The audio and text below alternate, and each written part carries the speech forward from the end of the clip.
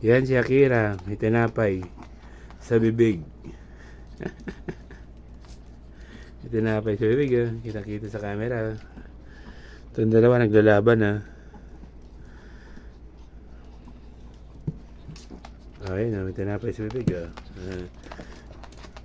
Ayun, oh. Matalino yan, may tinapay sa bibig. Akira, bitawan mo na yung tinapay sa bibig. Tinapay ka sa bibig! Busin ka ta! Hala, naglaban na naman. Dalawa.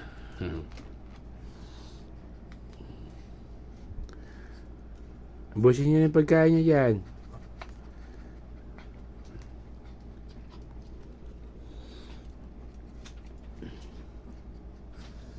Akira, tinapay ka ba sa bibig, ah? Hala, kalit na liit. Inulo niya na yan. Brad Pitt, Viva Max.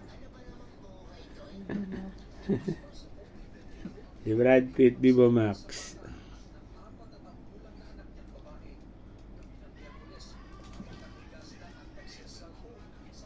Yan na, Viva Max niya na yan. Viva Max. Brad Pitt, Viva Max. Yun, nakita-kita sa camera, oh. Viva Max. Ala.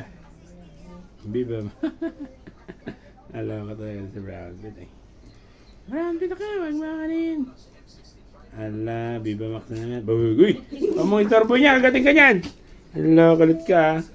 May ginagawa yan. Bigla tinalunan. Viva Max niya yan. Yan na.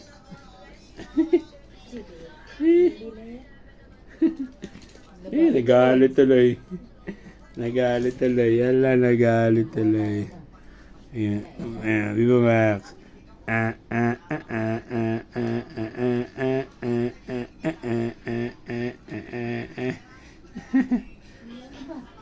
mo isama. Viva Max yan.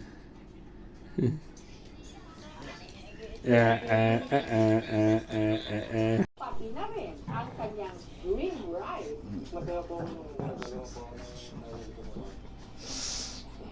Ay, wala na po na-appreciate po. Pinaghirapan na rin po nila. Yung trabaho po nila naman. Maruta na naman.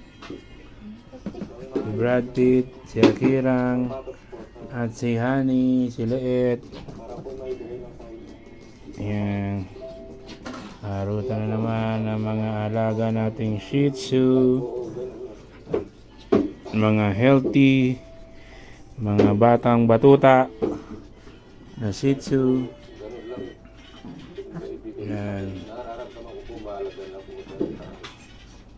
Ang nasa likod ng paandar na bodega sale na ito, si JR. Lalaban na naman. Naglaban na naman mga alaga nating Shih Tzu.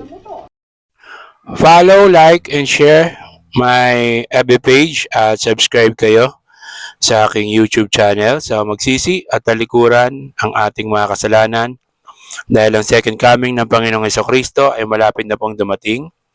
Magbabautismo sa tubig sa kapatawaran ng kasalanan sa pangalan ng Panginoong Hesukristo. Sabi ng Panginoong Hesukristo, you cannot enter to the kingdom of God unless you become born again. So keep safe. God bless. Always remember, Jesus loves you. Bye-bye.